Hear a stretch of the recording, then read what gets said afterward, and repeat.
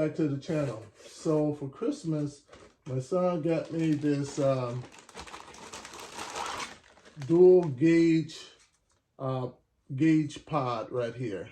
This is by Aeroforce, and it goes in the vent on your driver's side, right by the window up on the dash. You pop out the little vent cover, and then this right here kind of just slides up in there, and it sits right up in there, so it's a perfect spot.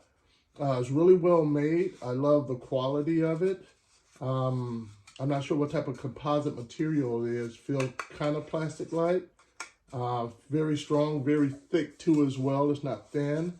Your gauges will go up in here, and you actually have a hole back up in here that leads to the other side, and then that goes down, which allows you to feed your wires down, which will come out right down here, which is pretty cool. So all the wires will be hidden out through your dash. I've ordered so I'm going to be installing a supercharger in my CTS this spring, so this will be a perfect addition for that. So this will be mounted up. I'm going to have the 2 gauges in here. I'm going to have it for boost and air fuel trim and whatever else, because I'm going to use the Aeroforce gauges, the one that runs off the onboard diagnostic port. So it's just plug in. So I'm going to be hooking these up. And so I just thought I'll give you guys a quick run through of how this looks. This is for not only just a CTS, but the CTS-V as well. Be it coupe, be it sedan, be it CTS-V, be it CTS base. This one here will work for all of them. It's great design. I like it.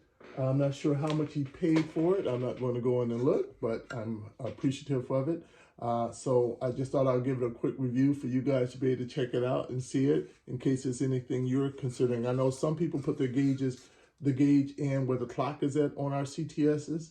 Remove the clock and put a gauge in there, which is a great spot. I wanted to run dual gauges, and I kind of like things to be a little bit more in your face.